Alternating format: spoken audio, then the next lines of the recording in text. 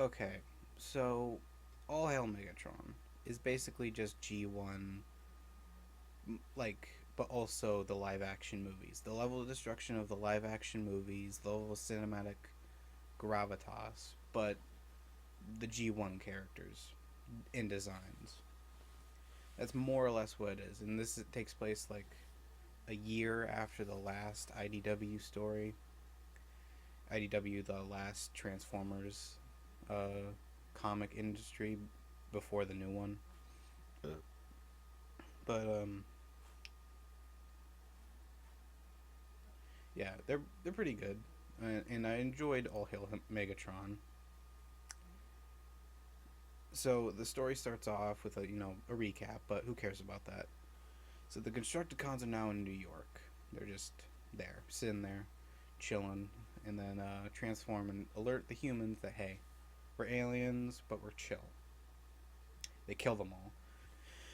Then Starscream shows up with his Decepticon swagger, and then Megatron shows up and puts Starscream in his place.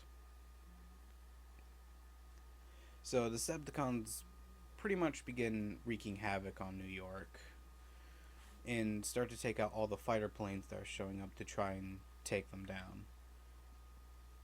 But this being Decepticons and this being Megatron, it doesn't really do much to them. And back on Cybertron, we learn where the Autobots have been and why they haven't come in to stop the Decepticons. They're currently trapped on Cybertron with Optimus Prime on an operating table, near to death. So, they ain't helping anytime soon.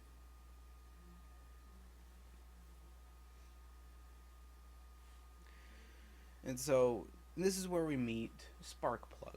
I mean, they don't call him Sparkplug, but it's basically Sparkplug, who is now a military colonel instead of a car mechanic or a oil rig worker. So yeah, that works. And he gets called up to basically lead the attack on the Decepticons with, Sector 7 wannabes not really telling him the whole gist of it, and he can tell. When he gets on the ground, he tries to, start organizing, trying to get everything up and running. But this being the Decepticons, doesn't really do much against them because they're smarter, bigger, and more powerful than them.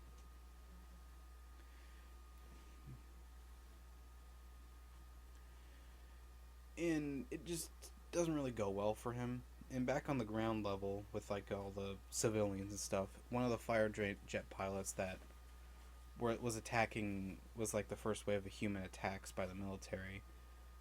Survived and jumped out, and runs into two survivors who are look. You don't really care about what the humans are doing. It's more interesting what the Transformers are doing, but it's kind of important to how Megatron gets defeated. So basically, he runs into two survivors, and they survive Ravage.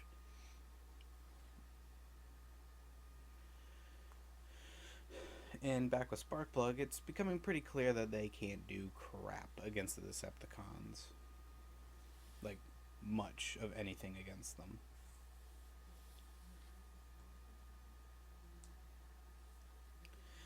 Then a bit later, Sparkplug is still trying to figure out how.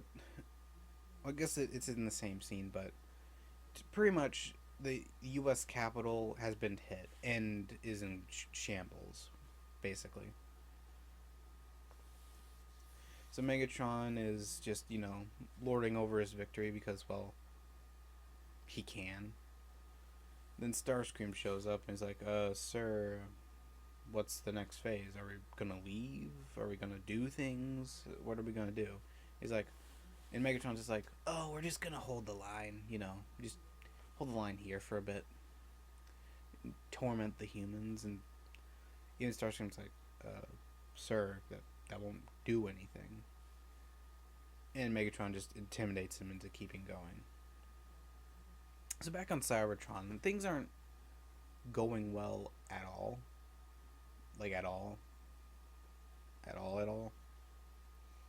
practically just like Depressionville over there. Because at this point in the IDW universe, Cybertron is like completely dead. Like no life can really sustain it, and no Energon is really on the planet anymore. In like events that are explained way better in like volume 2 of the collection of phase 1. Basically, like a little bit later, we basically learn how the Autobots kind of got there. It's not really explained, but basically they were betrayed. Ironhide thinks it's Mirage because everyone suspects Mirage because he's a bit more uh, not into the whole war angle and thinks peace can be achieved, but more like look, Autobots and Decepticons can live in peace. When everyone's telling him to just choose a side because they think he's being a bit more sympathetic to the Decepticons than anything. Even though practically every time this happens, he's revealed to be completely loyal. And I should probably explain Sunstreaker. So Sunstreaker in like one of the earlier stories gets taken captive by this organization called the Machine Nation. And they also captured a guy named Hunter. So the Machine Nation thinks we can upgrade humans to become headmasters for the Transformers. And it is a pretty fucked up process. Because the Machine Nation doesn't really understand that these are living things. They do feel pain and are also alive. But they're kind of just selfish assholes. But Sunstreaker went through that, and he got unconnected to his human, kind of. But it kind of left him with pretty understandable mental scars. And so him and Ironhide are like the leader of the faction of we have to get the traitor, we have to get out. While the leaders of the let's just stay together and figure out how to save Prime club, aka Jazz and Prowl, are like, dude, calm down. He isn't the traitor. Let's just stay together and just keep calm. And Ironhide's pretty much like, but he's the traitor. Like, we have to punish him. When really it's just because he felt like he was useless because Optimus Prime is now in that state. And he feels like he let down his friend. So, sad Ironhide.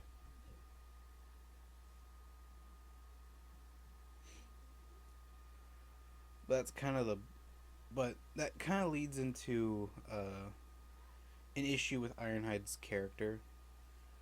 That, like, not a character issue in this story, but more of an issue in general. Is like, he's a bit more headstrong and quick to have bad judgments.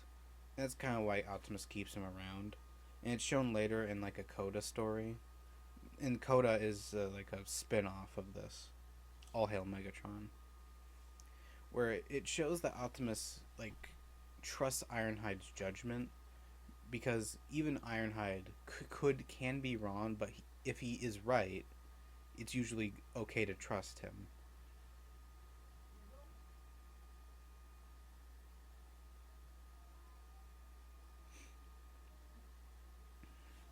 God, it's been a while since I've actually read this. I have to actually review. Hold on.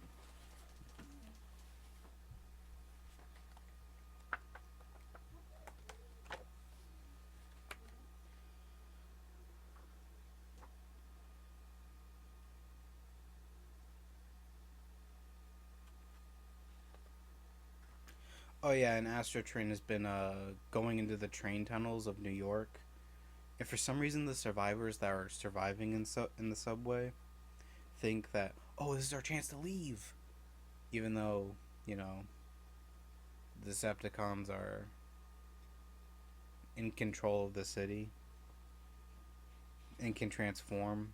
So I don't get why they thought they could survive, and have basically just been Like going into the subway tunnels full of survivors and transforming and crushing all of them to death.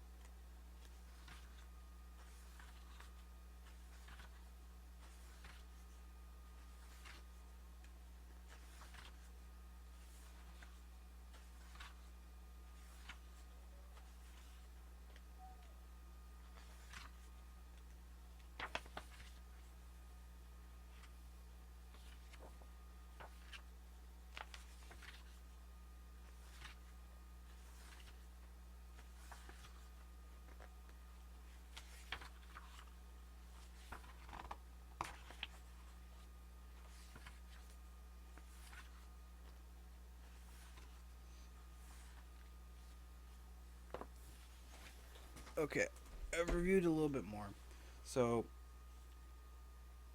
back on Cybertron, Bumblebee and Wheeljack are doing what they usually do together, hunting for Energon and stuff.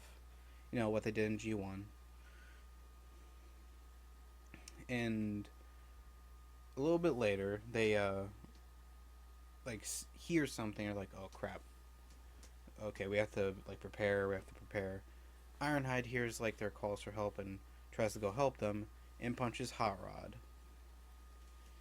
And it's, like, there and then revealed that, Hot Rod is alive. Well, I guess. Hold on. Okay, so Ironhide punches Hot Rod and reveals that there's actually been like a whole other group of Autobots on Cybertron. And Hot Rod's like, good, you guys got my message. Awesome, we're here to save us. And the Autobots just like,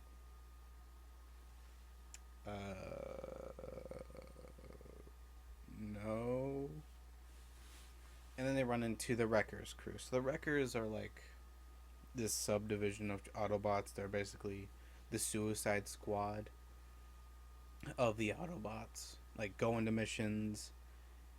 Some will die, some won't. They had a great story called Last Stand of the Wreckers. You probably heard of it. But anyway.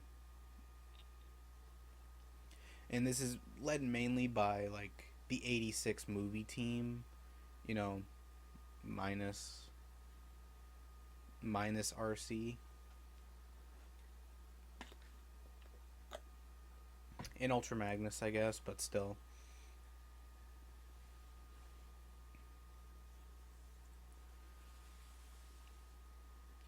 And Cup basically becomes the second in command, like, next to Prowl and Jazz, and get caught up to speed of the fact that the Optimus, what's happened with the Autobots, and what's happened to Optimus, and also the fact that Megatron has the Matrix of Leadership, which, you know, isn't really a good thing at all. Because, you know, the Matrix is the Matrix. And so back with the humans, nothing is going well for them. And, like, the human survivors on the ground, minus the pilot guy because he died in that subway attack, are in disarray because some want to leave, some want to just have a freak out because they're in the situation to begin with. Sarah slaps that other guy to basically be a leader, even though she's probably way more qualified because I guess she's subscribes to the housewife belief. But back with Sparkplug, Colonel Sparkplug, he runs into Spike, who is his son, which is why I automatically knew that this guy was Sparkplug. Now this Spike is pretty much an action movie star who followed in his dad's footsteps because he wanted to. And so back with the humans, nothing is going well for them. And, like, the human survivors on the ground, minus the pilot guy because he died in that subway attack, are in the situation to begin with. Sarah slaps that other guy to basically be a leader, even though she's probably way more qualified because she's subscribes to the housewife belief. But and he's given the mission to cross with a squad to get this weapon that was developed with Cybertronian technology. Because, by the way, the Sector 7 guys have fully explained what the Transformers are to Sparkplug now. I kind of went glossed over it because the human side is probably the least interesting part of the story.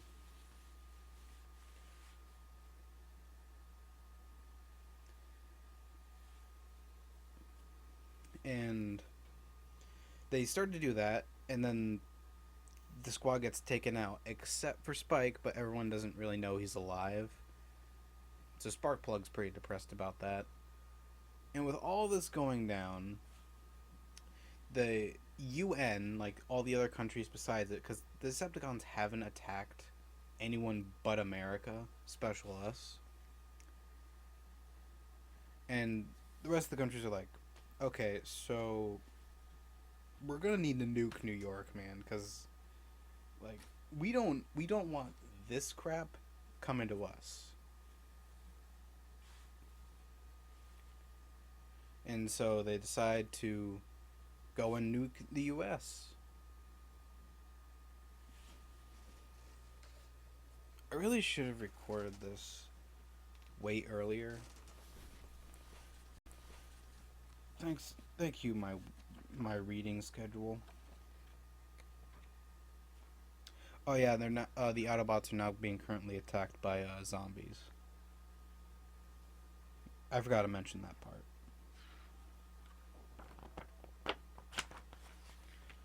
Oh yeah, while I'm at the covers for the main story are pretty cool.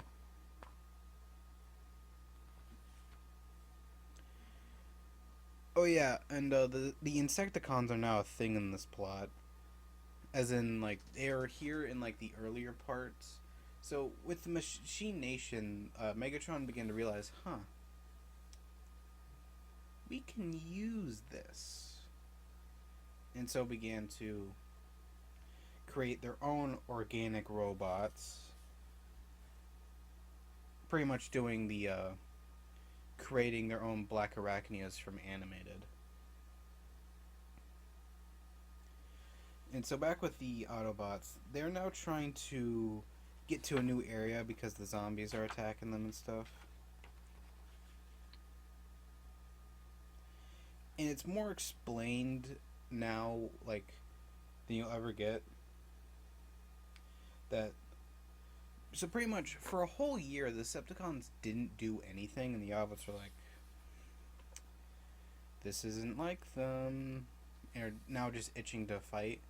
But the Decepticons kind of knew that, so they got a traitor, all that, and trapped them.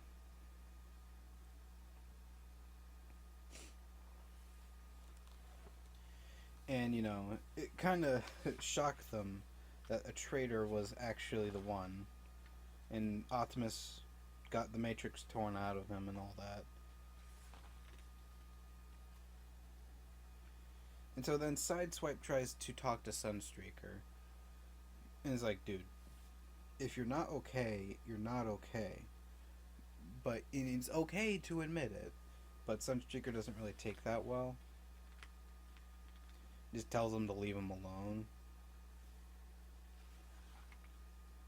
Oh yeah, and Devastator was a pretty big reason why they lost the first time. But Optimus was actually perfectly fine from the Matrix getting ripped out of him. Like, sure, he was a bit dejected at the fact that he was betrayed.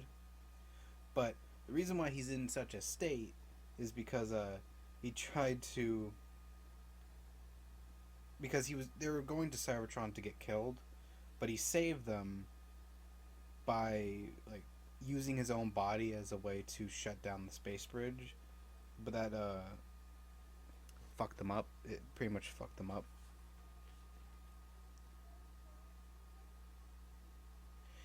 And Sunstreaker... Oh, and Sideswipe was telling him to calm down because of how him and Ironhide were kind of going too hard on Mirage. And so Sunstreaker tells Ironhide about this, and Ironhide's like, you know what? I haven't gone too far enough. Proceeds to beat Mirage a whole crap ton and basically scraps off the Autobot symbol, and all the Autobots were like, whoa, that was too far, man. That was too far. Even Sunstreaker, and it's mainly for a reason that'll come back later. Cup decides to, you know what? Hold on.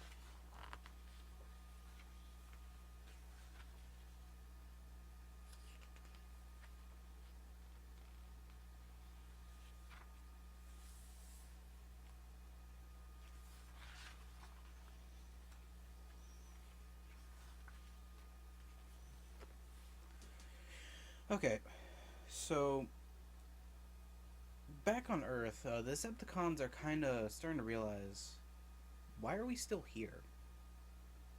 Aren't we supposed to be conquering the galaxy and all that? Why are we still on Earth?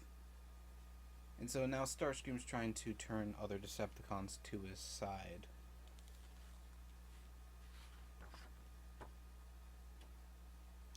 So after the beat down that Ironhide gave Mirage, he's now getting a talking to by Cup.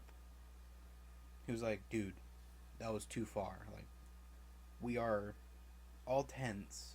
We do not need any more of this crap. Then they get attacked by the zombies again. Perceptor is now total badass. And while they're continuing to move forward, they're now trying to take out a bridge to, you know, hopefully stop all the zombies. And Sunstreaker's on it. And Ironheart's like, dude, what are you doing over here? Come on. And Sunstreaker's like... And this is where it's revealed that Sunstreaker was the traitor. Because Starscream went up to him and was like, hey, dude, I have a totally awesome way to take out Megatron, and you can help me. You up for it? All you need to do is transwarp to Cybertron. Like, you have to lead the Autobots into a trap. We kick their asses. And then we go to Cybertron. I kill Megatron. You get trapped on Cybertron. And guess what? We win.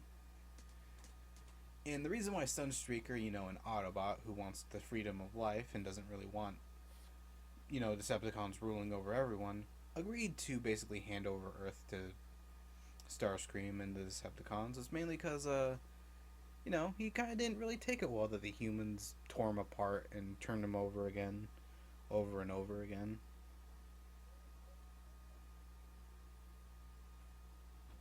He didn't really appreciate that, and now he's realized the error of his ways and fully explains to Ironhide that he just wanted the humans to suffer, and so sacrifices himself by blowing up the bridge. Now Ironhide feels really crappy, and Drift, who's also here by the way, is like, well, this is a war, Ironhide. You kind of can't really get over war. And Drift, as you don't know, is an ex-Decepticon that turned into an Autobot and basically found Jesus. He comes...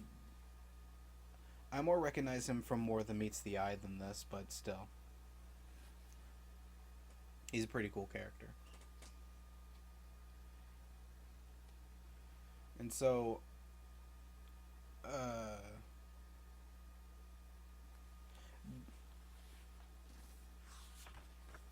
So back on Earth, Spike runs into those two survivors, like Sarah and the other guy, and pretty much explains to them that they need to get this gun so he can kill Megatron, because that's the entire point of the gun, because the military realized that he looked like the leader, and if the leader's gone, then the entire organization is kind of screwed, so he has to go to assassinate Megatron.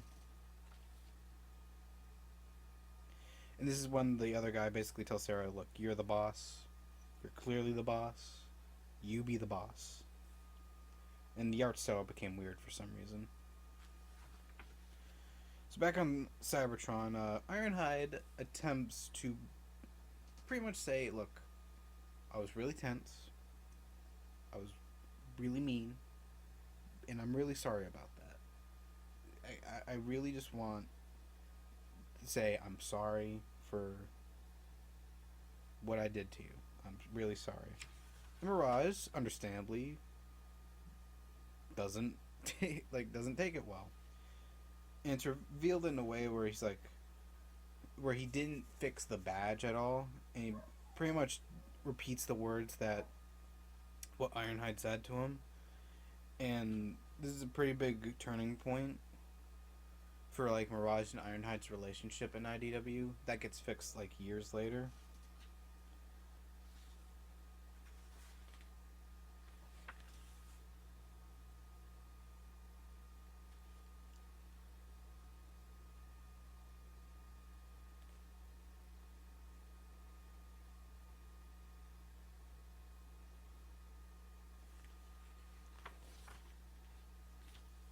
Back on Earth, they get the gun and now have to escape Rumble. And Spike takes out Rumble. Well, with the help of the other guy, I guess. And Rumble gets attacked. And that, of course, alerts Soundwave.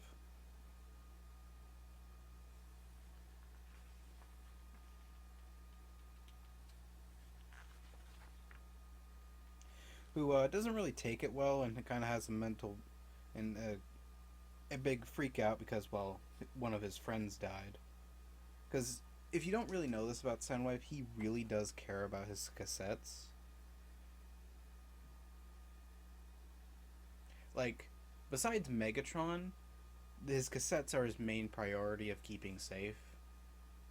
So that's why people call him Papa Soundwave.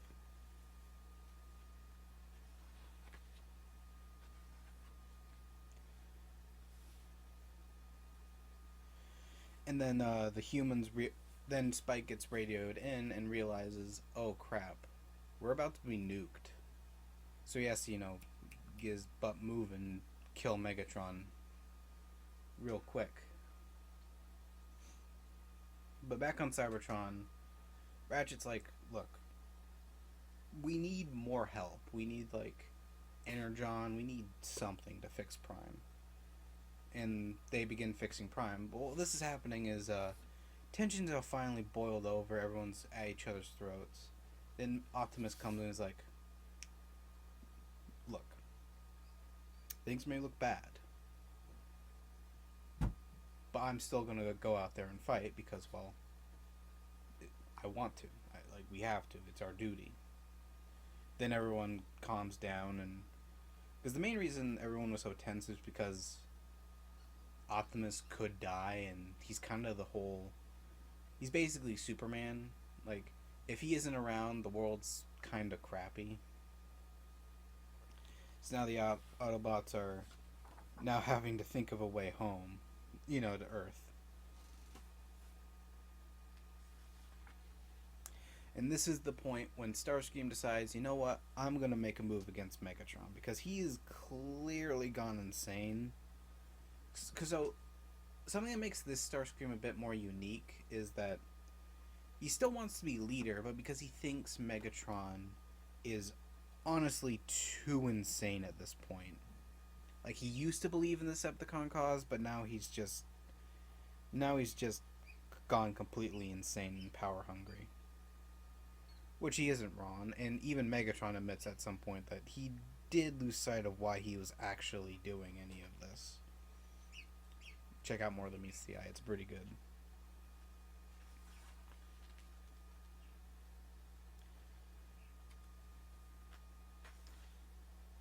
And pretty much all of the Decepticons are now leading an attack against him.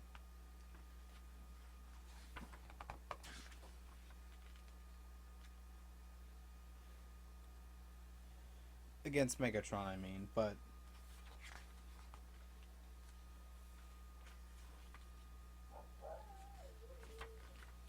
This being Megatron, he flat out begins kicking this Devastator's butt, which is awesome.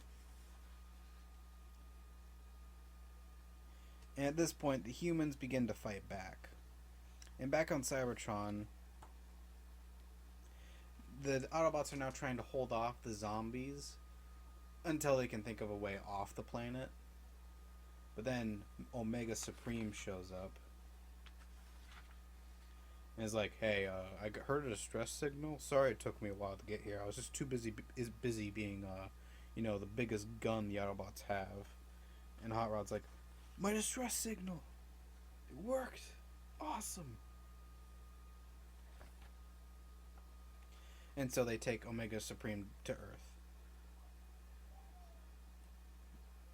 But while the humans are fighting back against the Decepticons because they're all disorganized now because they turned against Megatron, Spike and all these guys are now trying to figure a way to get a good aim at Megatron, while Devastator is currently being Devastator.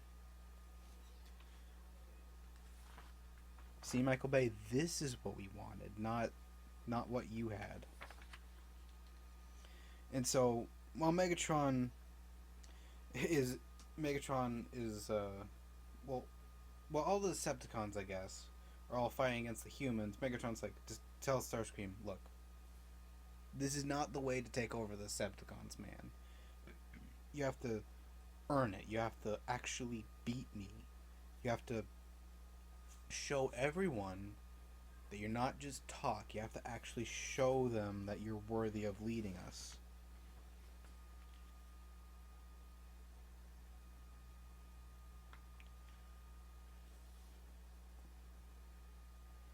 Oh, wait, no, that comes back later. Okay, so actually what he's talking about right now is, like, Starscream, nothing surprises me with you. Like, you are pretty predictable. And then, surprise, the Autobots come in and start battling them. So, rock out to Transformers' lion theme from the 80s movie. And then he goes on about how Starscream needs to actually earn the right to be Decepticon leader, and Starscream's like, yeah, it makes sense. Okay, all Seekers, attack the Autobots. Go with Megatron. All hail Megatron. So the Autobots and Decepticons are waging war on Earth and New York, and Omega Supreme is battling Devastator, which is awesome.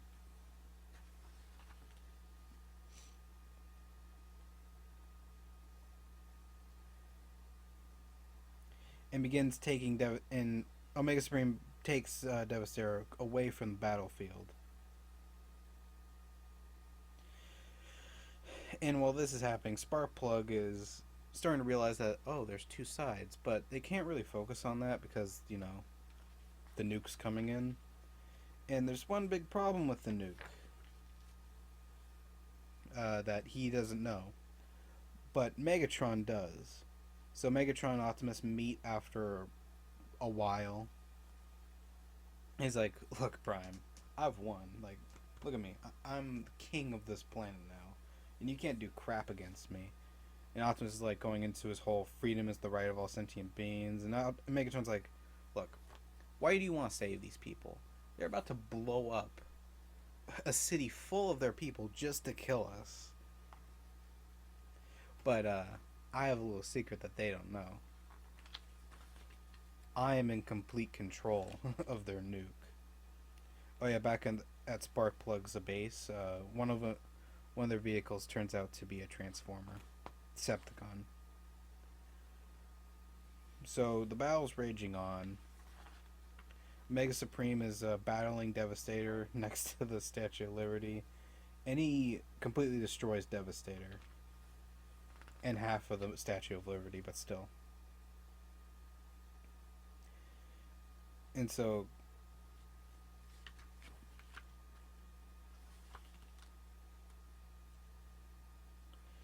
Cup is brought to Sparkplug's base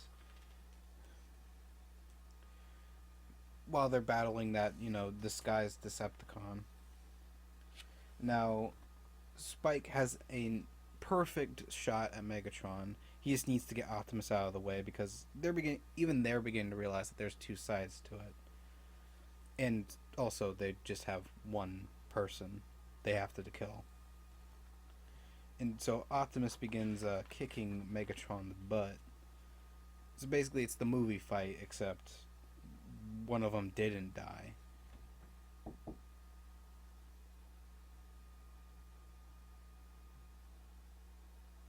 What?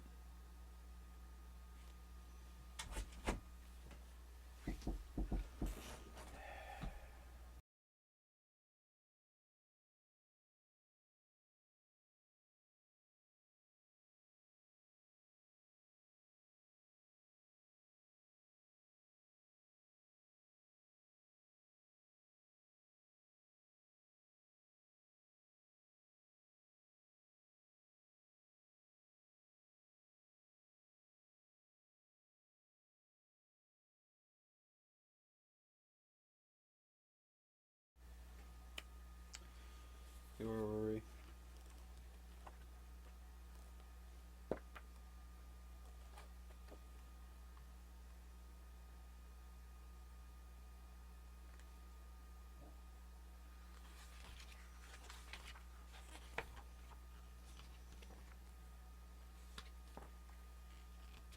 So Megatron begins currently kicking Optimus's butt and is like, "Look, fine, we'll leave. We'll leave. Because you're gonna die, and all the humans here are gonna die. We can just leave. See ya. I know, by the way, I'm taking the Matrix with me." And then Spike shoots Megatron in the head, and Optimus proceeds to hit him in the head too. And Megatron's like, is now basically on death's doorstep. And Starscream's like, no, we'll take him away. Optimus is like, don't you want to become Decepticon leader? He's like, I have to earn it. So it keeps Megatron alive. Instead of just, doing what G1 Starscream would have done, just automatically declare himself leader and leave. But, there's still the nuke problem, so Thundercracker decides, you know what, I'm going to stop this, because I forgot to mention it. Thundercracker this entire time has been kind of like, what's the point of this? Why are we still here? This isn't worth it. But he's still a loyal Decepticon. It's more like, we have better things we could be doing with our time.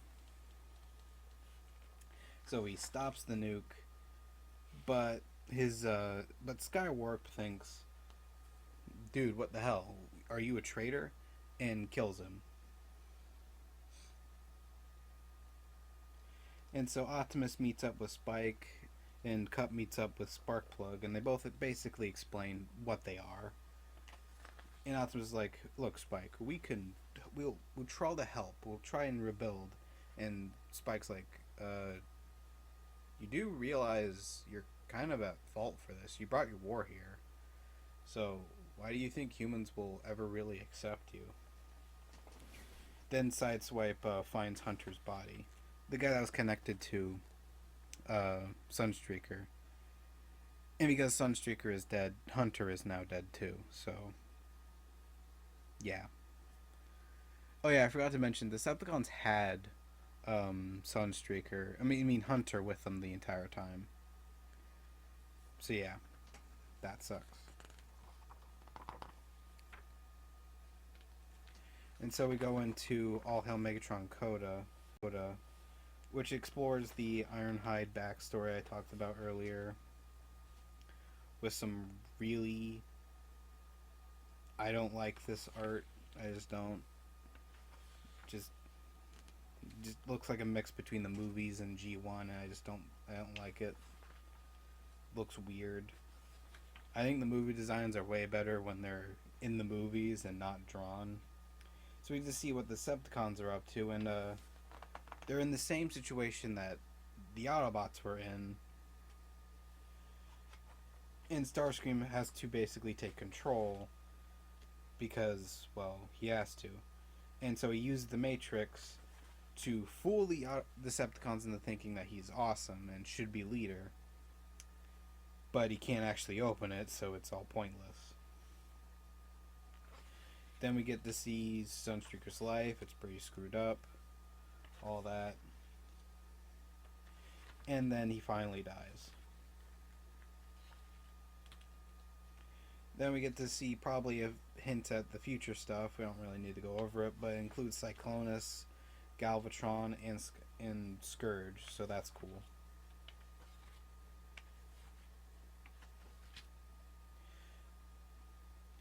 Then we get to see how... So basically, Cup in this universe kind of went insane, and that's kind of the reason why he's been chewing on that cigar.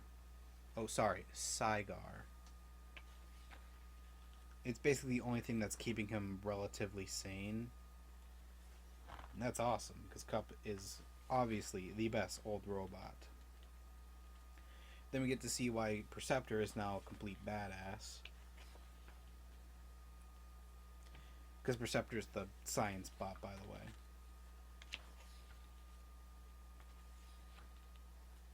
And then it leads into how they got trapped on Cybertron, the whole reason. Basically, they got shot down, all that. I didn't really go over it. Then we get to see the cleanup process of New York and the fact that now there's a special military group that's specifically designed to hunt down the Transformers. Then we get to see a Bumblebee story where he gets hunted down by that same group because they can't tell the difference between Autobot and Decepticon, and nearly kill him, but the Autobots save him. All that jazz. And that's pretty much all Hail Megatron. I think. Maybe Volume 6 has a bit more, but still. Really good story. Bye. So, Transformers IDW. This is probably its most important story when it comes to the most famous comic series from this collection of Transformers comics.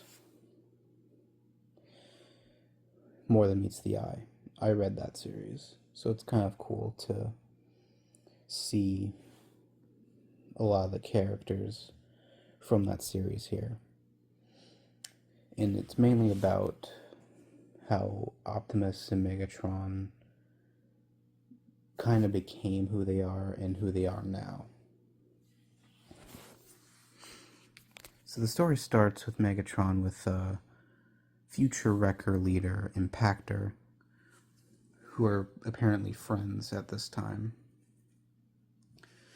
And Impactor is reading one of his Megatron's original papers on, or I guess writings on how the Senate's corrupt and they need to,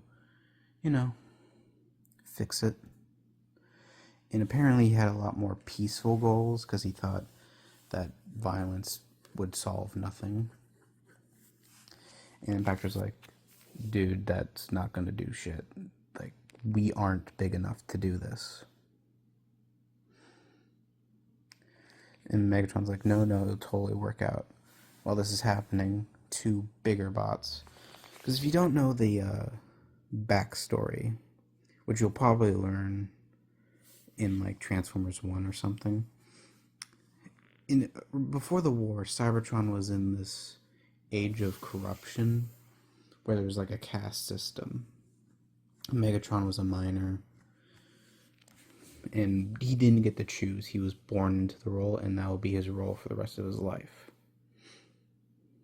And he saw the problems in that. Because IDW Megatron is probably one of the more complex Megatrons, in a way that he's... How do I put this? You get where he came from, but you saw how he fell very far down the wrong path.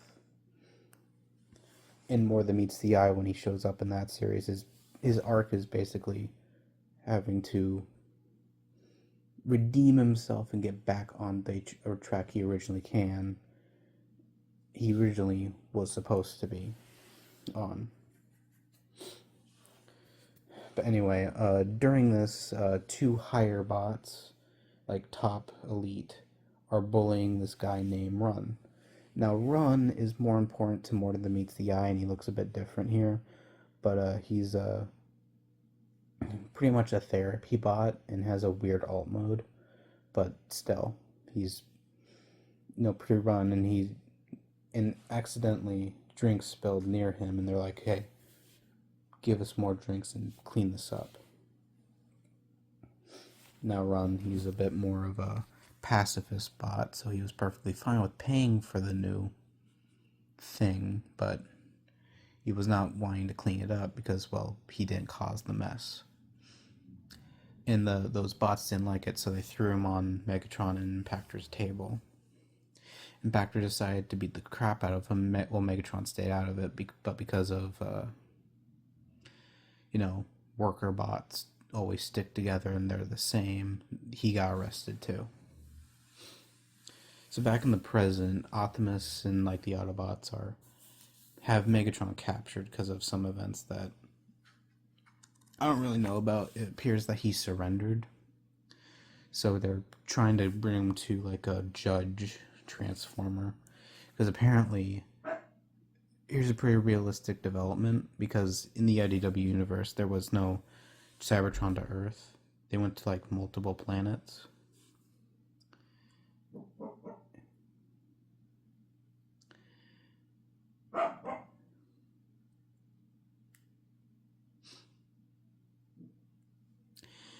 And, well, the galaxy just kind of turned their back on them because, well, they kept destroying their planets during their war. So, yeah, it kind of makes sense why they'd go for a more neutral party who isn't an Autobot or a Decepticon.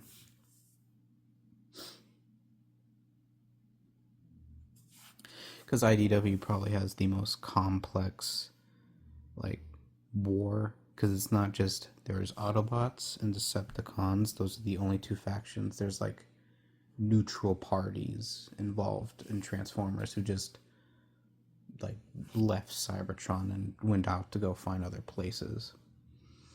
It's more, like, it's more explored in, like, Phase 2, while this is in Phase 1. But that's mainly what happened. But anyway,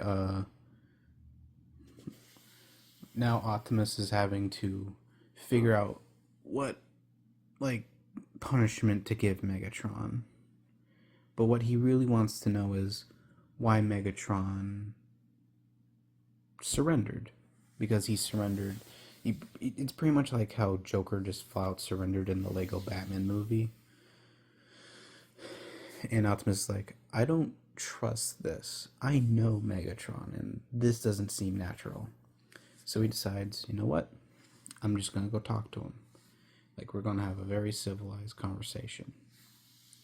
And so he walks in, blocks out the blinders so he can just have a private conversation with Megatron. They have, like, a bit of an exchange where they're like, so... where they talk about, the war and stuff. Megatron's like, look, dude, like, I don't hate you. I just hate what you represent. You're, like, keep getting my way. So, like, I don't get you. So let's just let it go. And Optimus is like, okay. But, like, you cause war crimes. You've caused this war that's gone on for way too long. I can't stand by that. And Megatron's like, I don't care. I like killing. Like, I'm going to have peace through tyranny. Like, that is my goal. Because the thing with IDW Megatron, as I said before, is that he had good intentions, but he got corrupted by his, with the killing. He basically became super corrupt. Where Starscream in All Hail Megatron said, dude, you're basically insane. I'm not, like, we need, like, a leader that actually believes in the cause still to do it. And so, like, if you want the full conversation, go watch like the video, the conversation comic dub. It's a really good one. It basically has the entirety of the conversation and like the present day scenes that feature Optimus and Megatron. Like exclusively those scenes. And they're really good.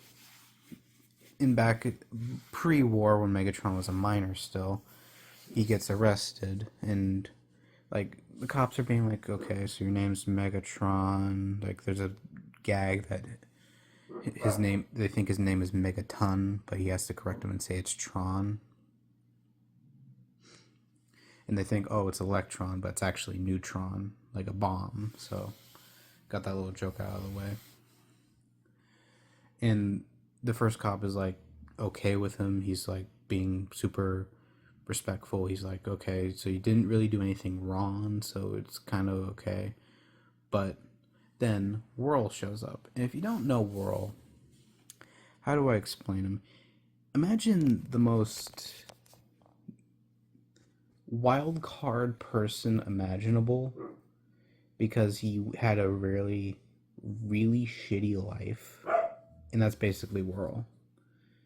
If you read More Than Meets the Eye, you'd know that he was originally a clockmaker because he didn't want to do what his alt mode did, but the people that led Cybertron pretty much forced him to go through a process where they replace his arms with like claws and crap, and replace his expressionable face with just a big giant eye, and he could no longer make clocks.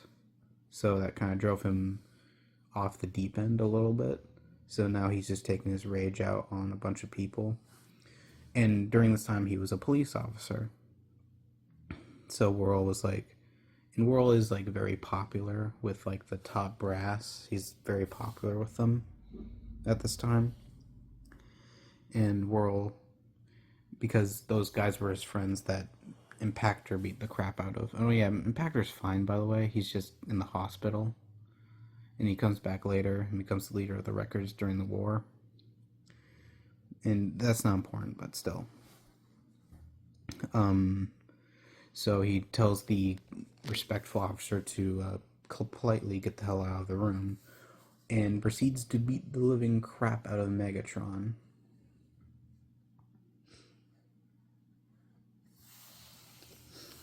Like, beat the crap out of him, really.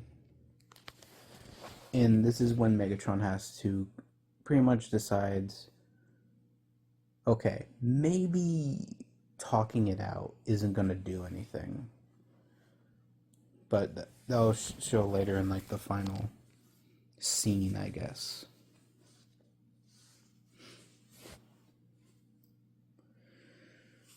And so, back in the present, Optimus meets up with like the current like bigwigs of the Autobots, and they're all like, a lot of them are like, death, just like kill him. He isn't worth it. Some of them are like, well, we're Autobots, we can't be ruthless, we need to imprison him. And Optimus is like, look, I appreciate your judgment, but I did not say this would be a vote. I'm saying this will be my decision. And everyone's like, Optimus, we're actually listening in the entire time, and it just kind of sounded cozy in there with him. And Optimus gets pretty upset about this, because Optimus kind of hates Megatron because of the fact that this war has gone on for so long, and because Optimus is a bit of a Boy Scout, he's like, why? Why does this keep going on? I don't get it.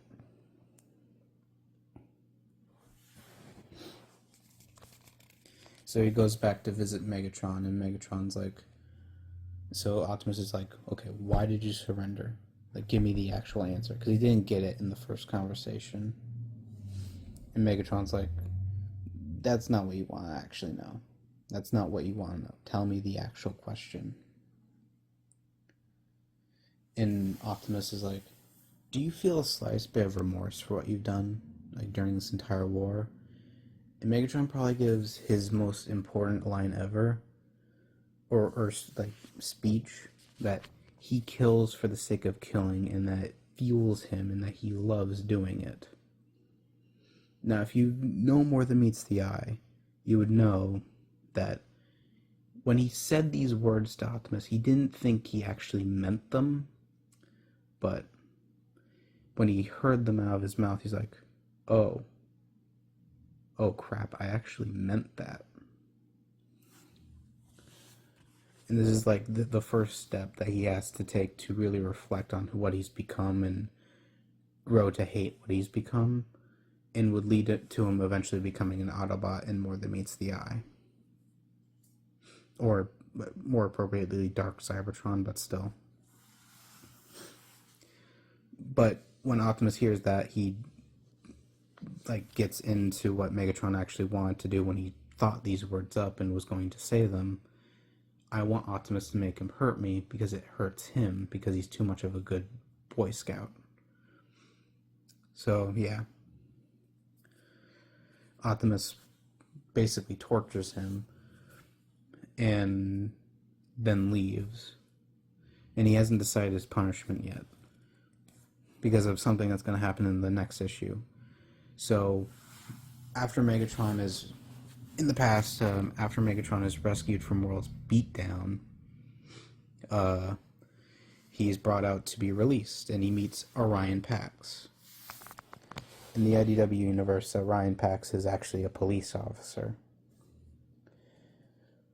So, you know, a pretty unique thing for Optimus to be.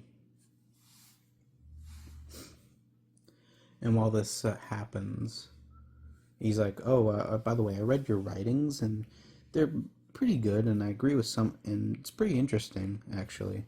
So keep up the good work. At least you're using your mind for something other than, you know, more constructive and putting your thoughts into words. And when he's released, Megatron looks at the writings that said, you know, talk it out, and he just throws it into like a window, which creates the Decepticon symbol. Pretty much, it says that he's given up on that idea because of what Worlds did. Because while World was beating the crap out of him, he was saying, dude, like, I could kill you and no one would care.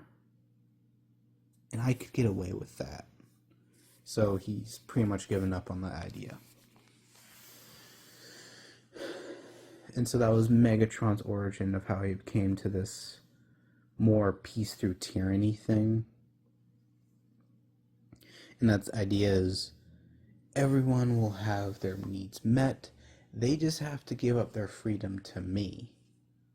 And, like, peace will be established. Like, both Optimus and Megatron want peace, they just want it through different means. Optimus through everyone having their rights. Like, everyone having their rights, they have the right to do anything they want. Megatron, obey him and peace will be established. That's more or less what it means. Why the two disagree. In the next issue, we get to see that there's been a terrorist attack on the Prime Anonymous Prime. Now, if you've never heard of him, it's because he's made up for this, but still. He has the Matrix. And if you've read the More Than Meets the Eye arc Shadowplay, you know that he doesn't actually have the Matrix. It's actually just a stand-in, but still. So I'll just go over the present stuff real quick. More or less, Optimus is having trouble coming up with a punishment for Megatron because he has the Matrix, and through years of using it as a deciding light of where to go, he's kind of worried that he doesn't have the judgment he used to have when he was Orion Pax. So he's just coming to terms with it. And so he just gives it to Ratchet and asks Megatron, okay, what punishment do you want? And Megatron says death, and that's pretty much it. So the more interesting stuff is in the past, where Orion is visited by corrupt Senate officials who are like, look, like high people want Whirl's like sins to be like you know Senate to sentence because Aurora got arrested because of the fact that he basically brutalized Megatron. And well, that's against the law, so he was arrested. And the corrupt Sen's like, look, buddy, just let Whirl go. And Optimus is like, Orion's like, no, I'm not letting him go. And this disappoints them, and they leave with the ominous notion of, look,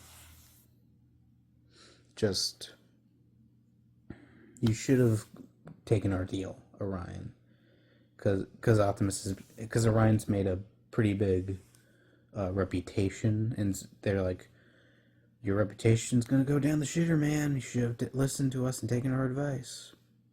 It's going down the shitter. And two of his officers come back, and they're like, man, like, Orion's been down the entire day. We haven't run into anyone.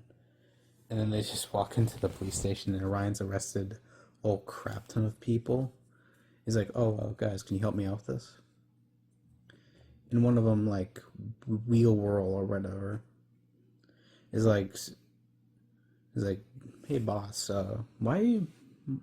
what's with you today?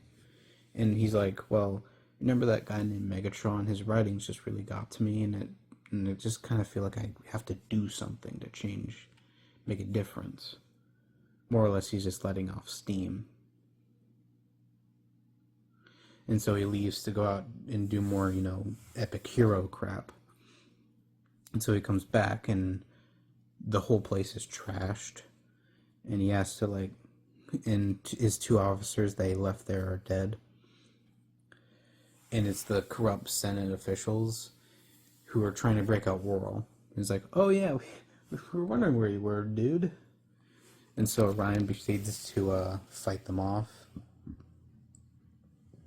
with basically nothing, because he has like two arm cannons that are just purely for decoration, which is pretty funny to me. Yeah, by the way, Whirl this entire time is like, dude, I don't want this. Like, this guy is a good guy. I don't want to hurt him. And he also gets shot in the leg by Optimus, but Optimus loses his gun, so he has to run away to his trophy shelf, which is funny because he just has a bunch of trophies. And they're like, what are the trophies going to do for you now? He just proceeds to throw all of them at them, which is pretty funny. And so he brings the dead body of Whirl or whatever, like Wheel Whirl, the guy he talked to earlier about the issue he was having, and transforms him into vehicle mode, and into a small room to beat the crap out of the rest of them. And so he knocks all of the rest of them out while reading off their rights, which just shows that Optimus is the ultimate purveyor of justice in this universe. And so he catches up with Whirl, who's crawling away, and Whirl's like, dude, just let me go. This is not worth it. What are you gonna do? And in the Cybertronian Senate, there's Sentinel Prime Proteus, the current leader, who's making a speech like, okay, we need to get a cure for you, basically dictator rule. And most in Sentinels, pretty much like most of the other versions of him, basically a huge asshole.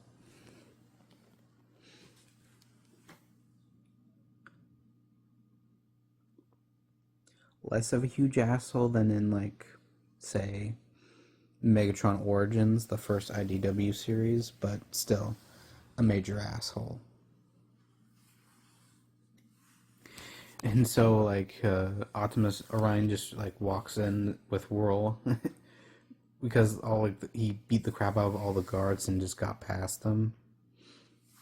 And he did the gigantic speech, which if you want to hear, go to that another comic dub by the same person that did the conversation with Megatron uh, video, which pretty much covers the rest of the Cybertronian side, pre-war stuff. And he did the giant big ball speech of, I am not afraid of you. I am an Autobot. Come at me, bitches. Which is pretty much shows why Optimus is the ultimate leader and why he needs to be the next president.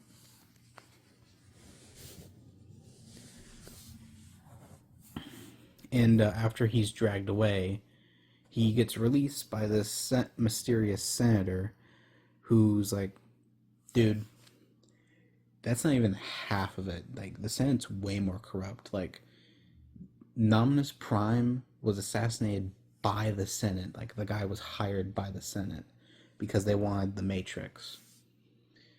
And it goes into very outdated lore for Transformers, because if you know the Allspark, before the Allspark in the 2007 movie, there was this thing called the Creation Matrix and also Vector Sigma. But the Creation Matrix is what the original Marvel IDW, like Marvel Comics did. And it wasn't even like a giant like Matrix jewel at first. It was just like a program or something, and just created Transformers. Because, you know, no girls allowed, so no reproducing it the, you know, the fun way, I guess.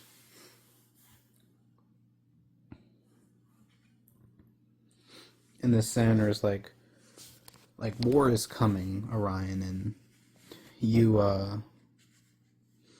like, you're not prepared at all. Like, you just need to go back to work and just wait till it happens. And Orion's like, okay, that's cool, but I feel different. Like, what did you do to me while I was being fixed up? Because he had the crap kicked out of him while he entered the Senate, so he was fixed up. And the senator's like, well, I just, you know, put a little upgrade that you might need. Because this guy is the first voter for President Optimus Prime, because he gives him the Matrix, like, hole in his chest. Which is, you know, awesome. And that's pretty much Chaos Theory. Probably the most important IDW Transformers story ever. And if you don't understand why it is that, it's because it shows how Megatron was first beginning to fall even before that. And, like, sure, there was Megatron Origins, but it more showed how he rose up to become the leader of the Decepticons, and it just showed that he was very violent at the time. So it wasn't really that it more showed his violent side and not really the good intentions he originally started out with. But still. And it also showed why Orion became to have the beliefs he did. Pretty much. Like in this world, like, Optimus and Megatron were not originally, like, you know, best bros that just turned against each other because of the High Council. Like, the High Council were completely corrupt, like, total assholes. They had to go. And Megatron has more of a reason to start the movement than just power. Like, he just grew into wanting more power. It wasn't what he originally started off with. And it shows why Optimus and Megatron had different views. Because Optimus' sense of justice, like, in his belief in, like, everyone's right to, well, their own rights, because he was a police officer, and, like, the true, like, Boy Scout police officer, in, like, how he did things. Pretty much. So, Yeah, that's why it's probably the most important IDW story. If you want to understand like Optimus and Megatron's dynamic, this is probably a very good story to get that. So yeah, I hope you've enjoyed. And oh yeah, by the way, the senator that gave Optimus the first vote for president campaign was Shockwave. He just looks very different at the time for reasons that you'll learn in like more than meets the eye. So anyway, bye.